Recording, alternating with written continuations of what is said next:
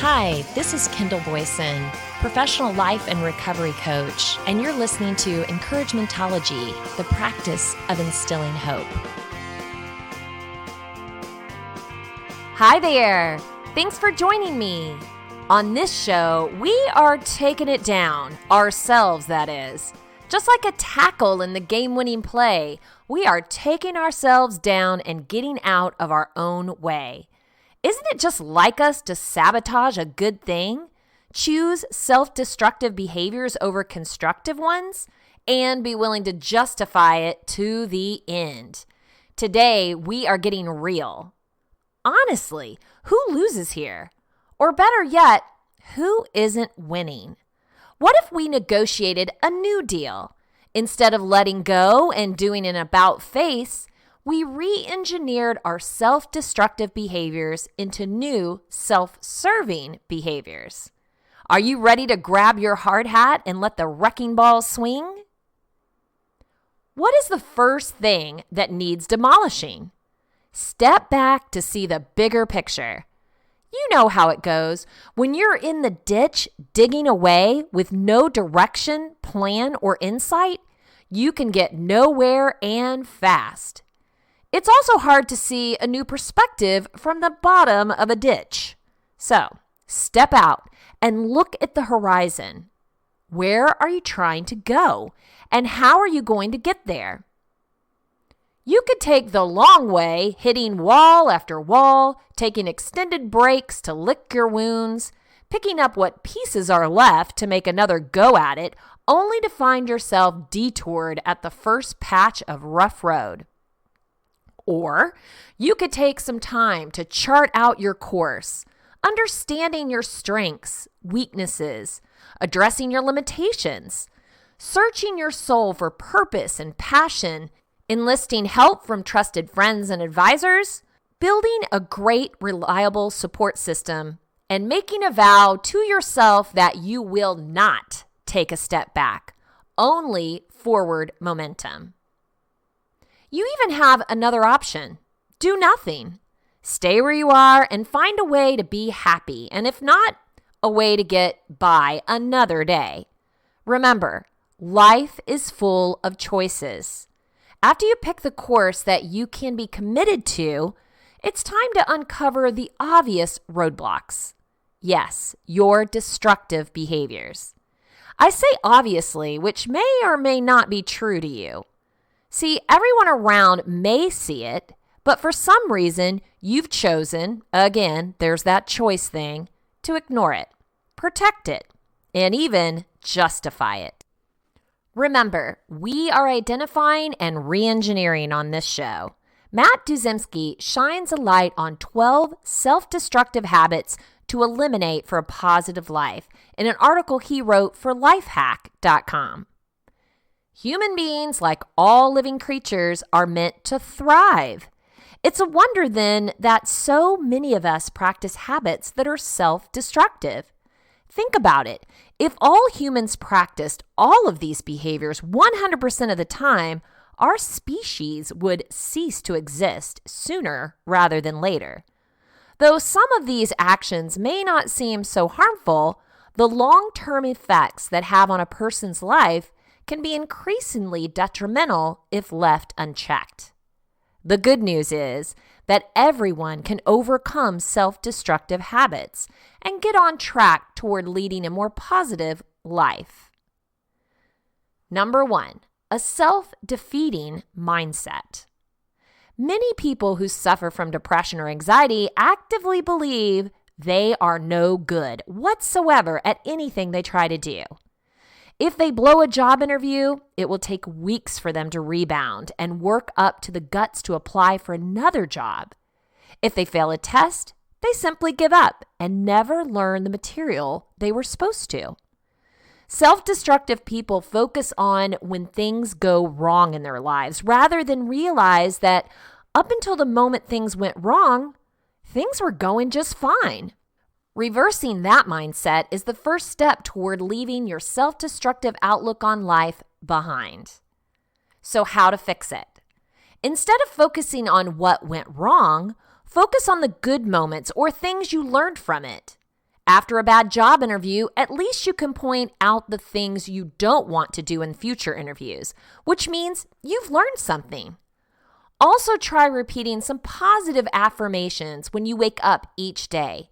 These can help you get into the right mindset to face challenges you'll encounter during the day. Number 2, laziness. Self-destructive people tend to be lazy when it comes to taking action to better themselves. After bombing a job interview, they won't look back at what they did wrong and try to improve it for the next time. They simply blow it off and say, it'll never happen for me. Of course, it won't if you don't learn from your past mistakes. People who are considered true success stories have lost out on job opportunities in the past, but they learned from the experience and figured out how to do better the next time. If you try, you have a chance of succeeding or failing. If you don't try, you have 0 chance of either. So how to fix it? Find the thing that motivates you.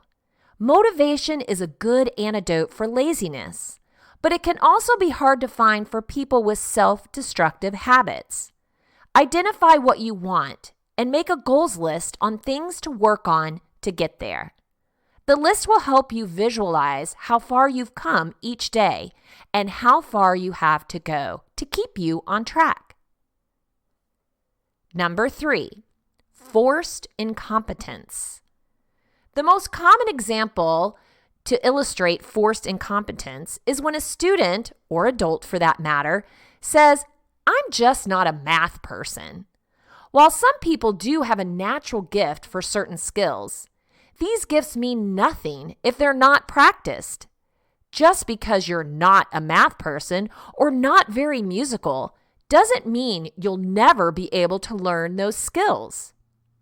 Sure, it might be more difficult for you than it is for others, but that's all the more reason to be proud of yourself for working hard and achieving something. If every NBA player quit just because they're not good as Michael Jordan, there wouldn't be enough players in the league to field a single game. How to fix it? If there's an area where you are lacking that you genuinely want to improve, try learning before telling yourself you're incapable. If you find math difficult, perhaps you're just using the wrong learning style.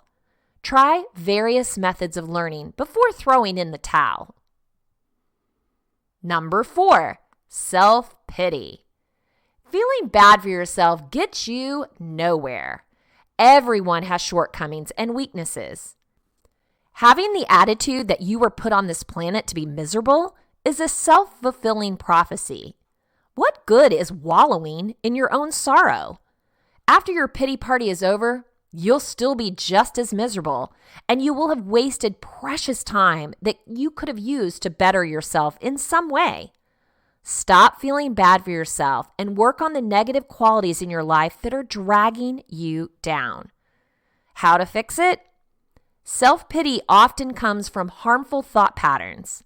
Correcting those can be done through a regular meditation practice where you have the opportunity to analyze your thoughts and change them for the better. Number 5, taking it out on others. Self-destructive people are also usually rude and abrasive to other individuals as well. While it certainly isn't productive to be nasty to your own self, there is absolutely no reason you should take out your misery on others. In fact, being kind to others may be the catalyst that brightens up your day and puts you on the path to being kind to yourself as well. No matter how bad your life is currently going, you never know what others are dealing with. Being kind to others may help you realize you don't have it so bad after all. How to fix it? Make it a personal goal to say one nice thing to someone every day. This may be a simple text to a parent or a friend telling them how much you care about them, or it could be offering a kind word to the cashier at the grocery store. Whatever it may be, offering kindness will help you alter your mindset towards others. Number 6, abuse of drugs or alcohol. Perhaps one of the most vicious, self-destructive habits a person can get into is that of drug and alcohol addiction. You drink because you're miserable. You wake up miserable and you start drinking again. Meanwhile, the world around you keeps turning, and you're another day older without having built any sort of skills to help you better your situation. And of course, once this thought crosses your mind, you feel absolutely worthless, so you reach into the fridge for another bottle. If you're feeling depressed, alcohol or drugs are certainly not the answer to your problems.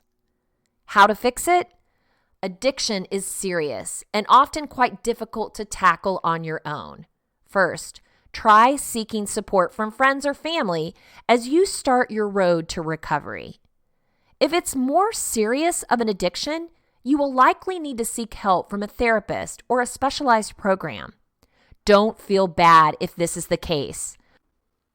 You may have to ask for help from time to time, and it will ultimately be worth it.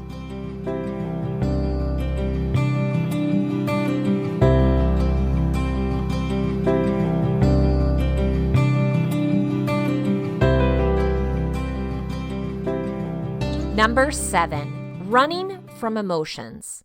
Whether through alcohol and drug abuse or not, self-destructive people hide from their emotions. They might put on a happy face and make others believe that everything is okay, but bottling up emotions only leads to an explosion at some point in the future. Self-destructive people not only run from negative emotions, but positive ones as well. Sometimes they might even be scared to find out that they are actually happy and start looking for things to go wrong. If you're always looking for the negatives in your life, you'll surely find them. How to fix it? Facing emotions can be scary, but they often lose their power once they're written down. Try keeping a daily journal and write down how you're feeling and why. If that's causing you too much anxiety, getting help from a counselor or therapist may be the next step. Number 8, social isolation. Whether actively or passively, self-destructive people tend to isolate themselves from their peers and society in general. This is done by either alienating friends and family by actively insulting them, or generally being a nuisance, or passively by not answering phone calls or texts, ignoring invitations, or blowing off special occasions.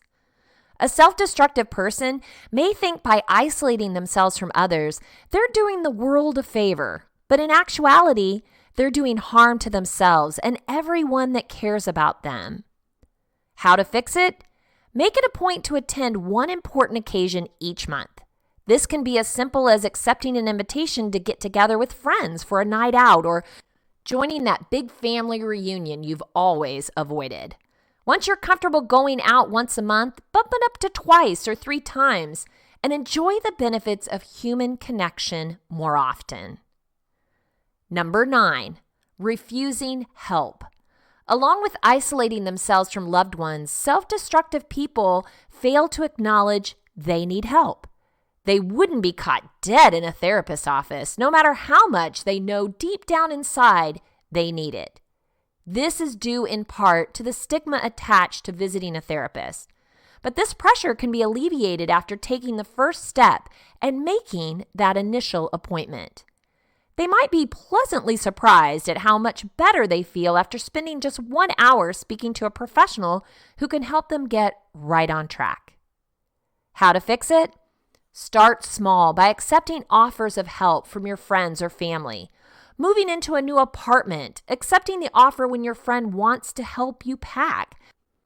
Having a bad day? Accept when your sibling offers to listen for a while.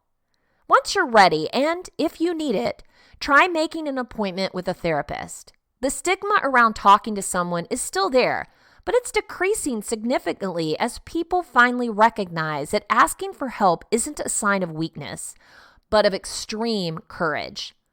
Ultimately, feeling better means you'll be giving a better version of yourself to the world, and that's good for everyone. Number 10, negative personal needs. Along with refusing to be helped, Self-destructive people often don't take very good care of themselves. They don't eat healthy, they don't go to the gym, and may not bathe or shave regularly. They may neglect cleaning their living space and live in squalor. Sadly, all of these factors point to severe depression. If just one step is taken towards bettering themselves, they might begin to see the light at the end of the tunnel. A fresh shave and a change of clothes could be the catalyst that gets someone up and out of the house, moving on to the first day of the rest of their lives. How to fix it? Focus on one positive change each week. For the first week, maybe you take a daily shower. The next week, try making 1 or 2 healthy meals. Within a month or 2, sign up for a gym membership or develop an at-home practice. Any small step will help get you moving in the right direction. Number 11, unnecessary self-sacrifice. This probably hits home to more people than any of the others. Some of us are so intent on making others happy that we don't take time for ourselves. Whether by working too hard, volunteering for too many things, or going out with friends just because we feel like we have to. So many of us neglect ourselves in favor of others for absolutely no reason. Many times, it's best to put yourself first and let others know it's nothing personal. You just need some time to recharge. How to fix it? Delegate me time each day. This can be an hour right when you wake up in the morning, go out for a walk or a jog, or it can be a chunk of time in the evening when you practice your favorite hobby. Whatever it is, carve out time for you, and don't be afraid to say no if it's necessary for self-care. Number 12, self-harm. If this applies to you, I implore you to seek professional assistance immediately. Those that physically abuse their own bodies are clearly unhappy with themselves and their lives to the point that they actively want to disfigure their own being. Some see it as a way to relieve stress, but it is an incredibly counterproductive way to do this. This is the most serious problem on the list, and if you or someone you know is engaging in this behavior, it's time to seek help. How to fix it? If you can't bring yourself to call a psychologist or therapist, ask for help from friends and family. They will likely be more than happy to help you get on the right track toward healing and finding professional assistance.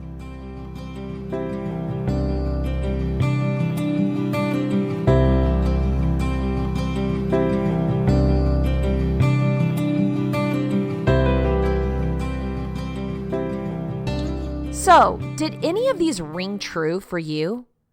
Which one jumped out, raising its hand, glad it was finally called out?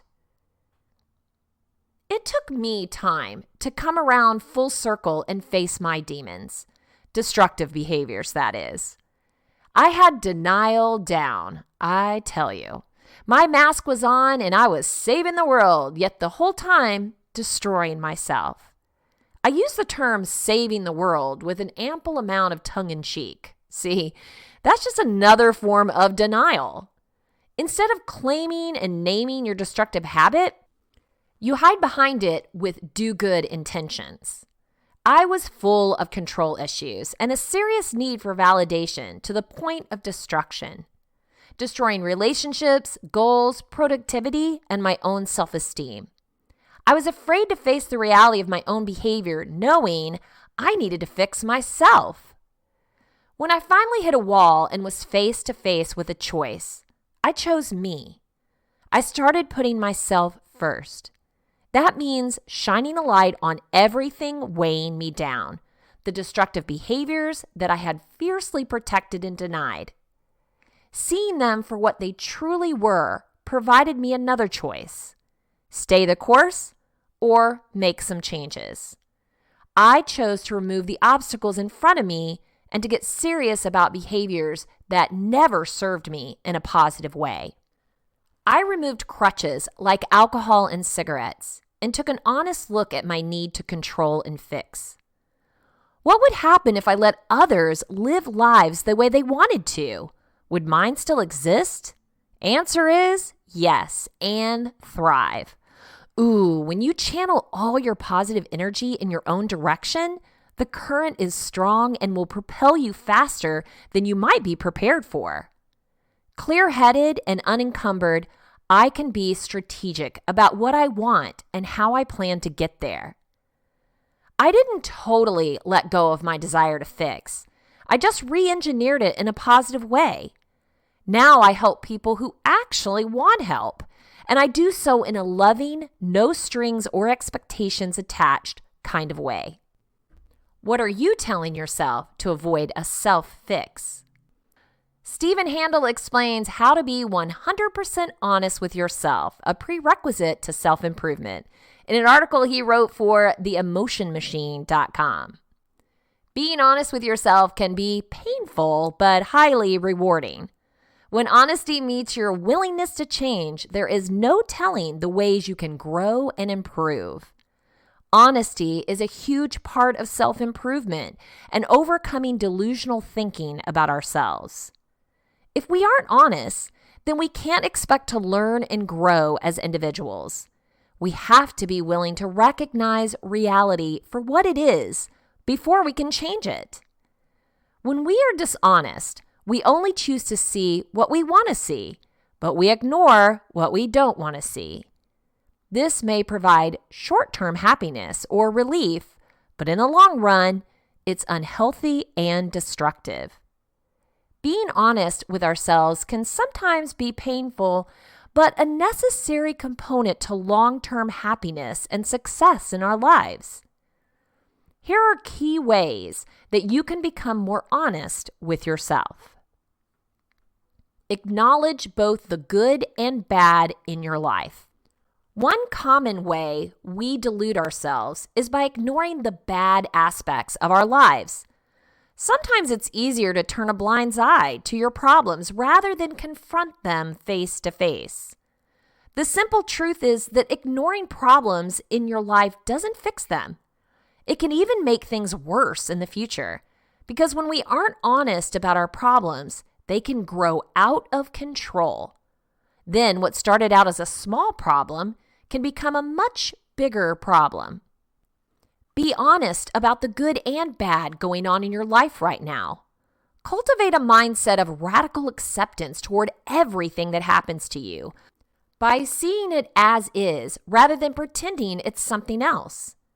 If you can do this and you can learn to see things as they really are, you'll be in a much better position to actually improve the areas of your life you have control over. But without this initial acceptance, you'll never be able to make a change. Take time to reflect. Just take 5-10 minutes every day to reflect on your day. Ask yourself questions like, how did things go today? What did I do right? What could I have done better? Be honest with yourself, but not too judgmental or critical. The goal isn't to hurt your self-esteem, but to take the information you've absorbed throughout the day and use it to improve tomorrow. Reflection plays a key role in becoming a smarter thinker and learner. Studies show reflection can improve problem solving and creativity. When we give ourselves time to look back and analyze the events of our day, we can often walk away with greater knowledge and insight into what we need to work on more and how we can improve ourselves. Cut off all distractions. Turn off the TV, music, or podcast, and just spend some healthy time with your mind. Admit it when you make mistakes. One of the most painful things about being honest with ourselves is admitting when we make mistakes.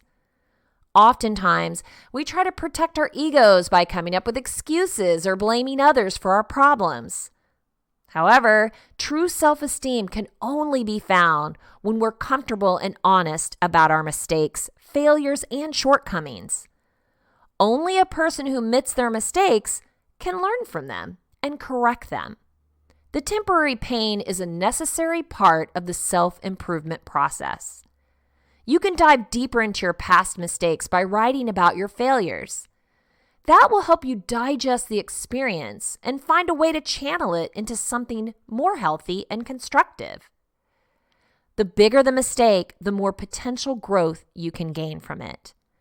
Overall, admitting your mistakes both to yourself and to others helps you move on from your past, find closure, and put your best foot forward for the future.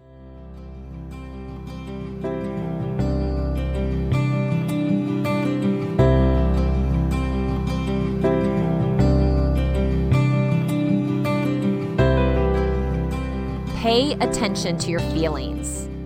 We all experience emotions, and they play a central role in how we see ourselves and understand others. To be truly honest with yourself, you have to accept your emotional self.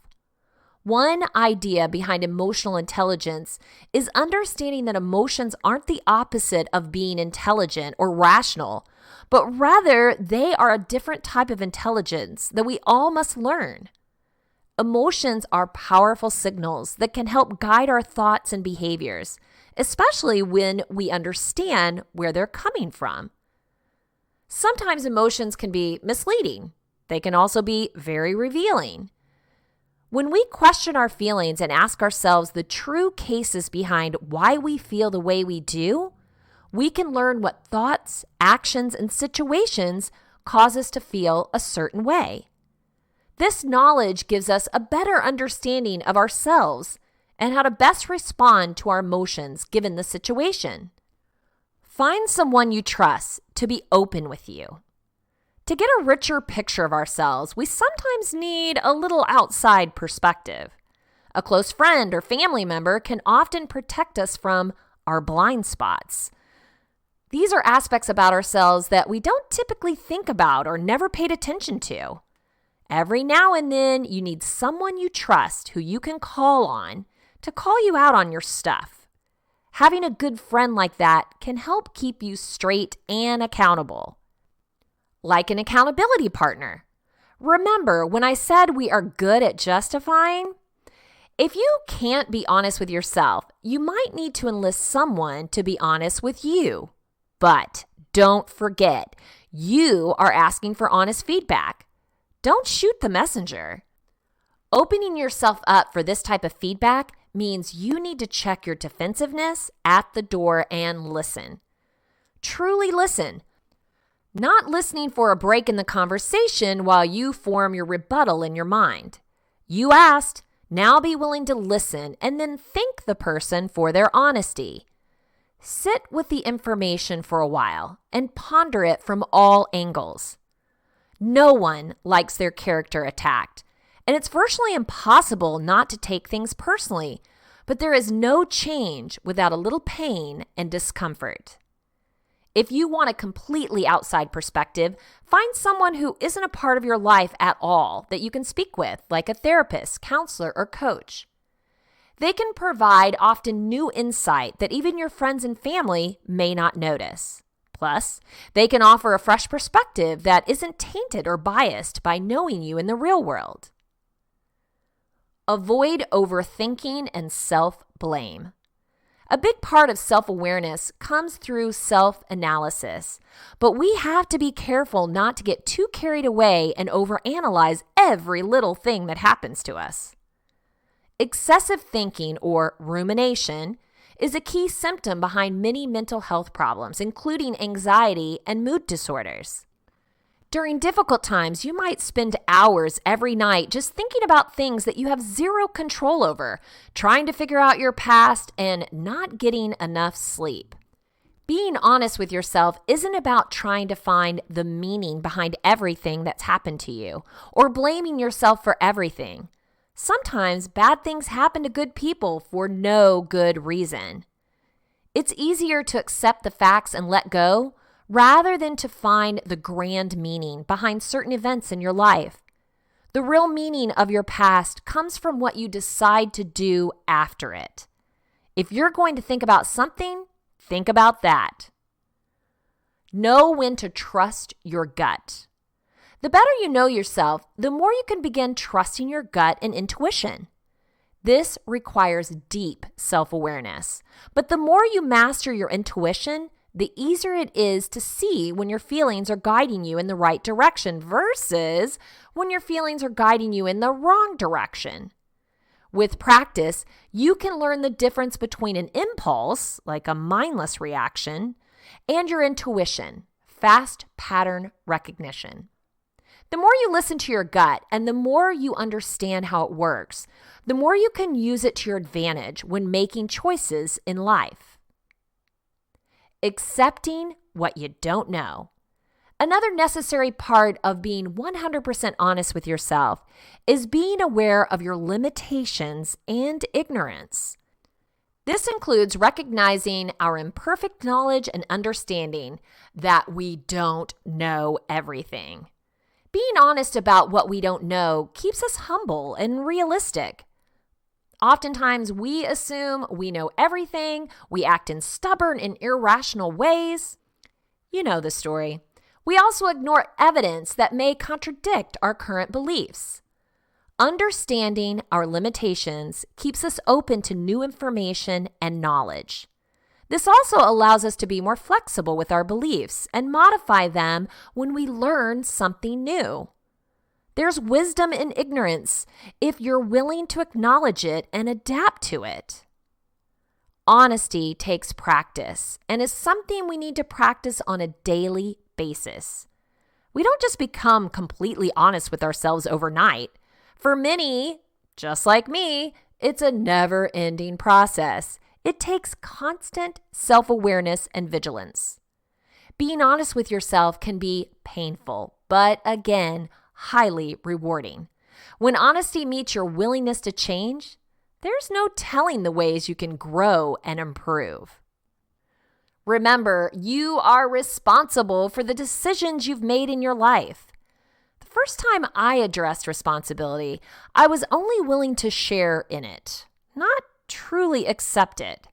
Everything I did, or so I thought, was a result of someone else, a consequence of this or that.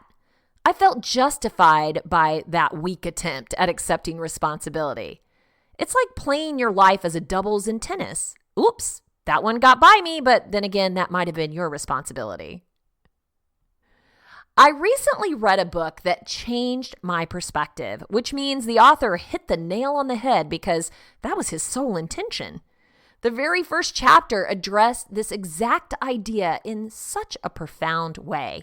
The book is called The Traveler's Gift, and the first chapter is The Buck Stops Here, the responsibility decision. From this moment forward, I will accept responsibility for my past.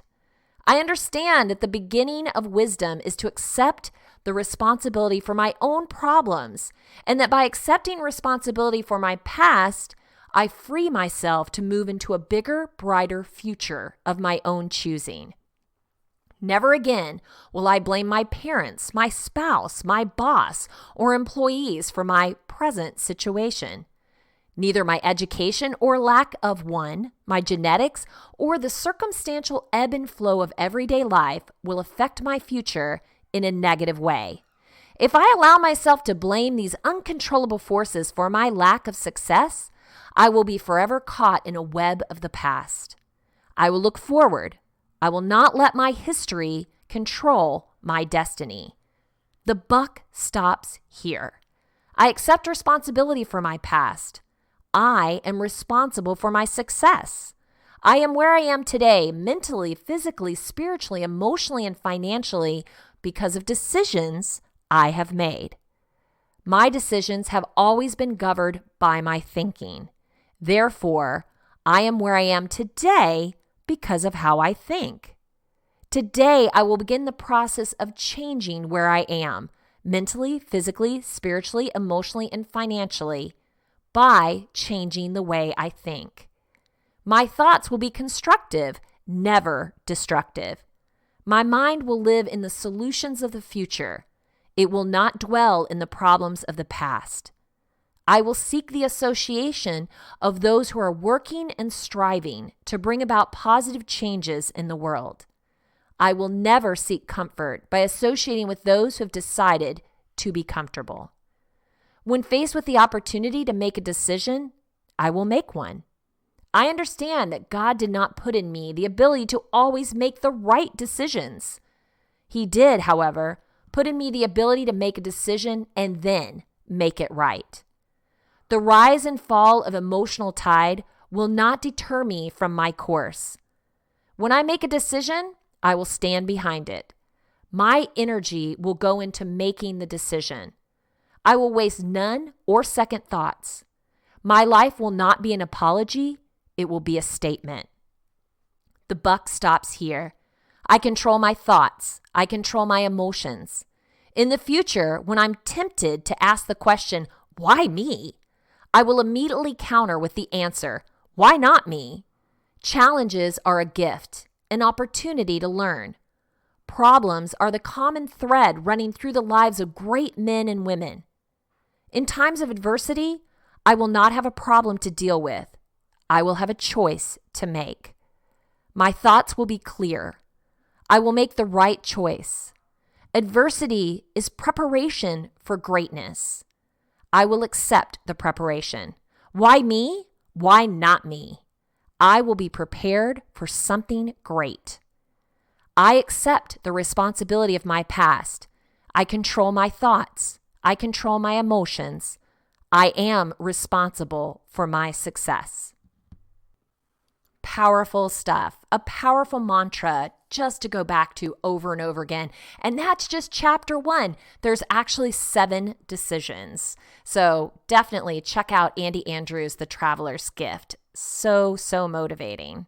I hope you've picked up some nuggets during this show, things that you can apply, things that you can factor with, wrestle with. Try to look over the things that you've been blaming yourself for, the things that you've done to sabotage your success, the self-destructive behaviors that you've been holding on to so tightly and unwilling to address. I hope you'll take a look, shine a light in the corners so that you can really bring forth what needs to be worked on. That's going to help you with some good direction in your life today and tomorrow.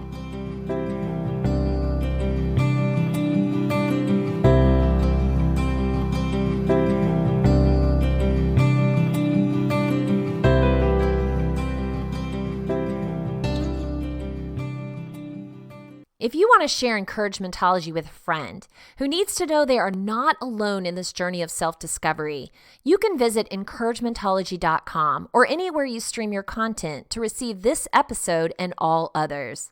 Follow us on Facebook for additional encouragement throughout the week.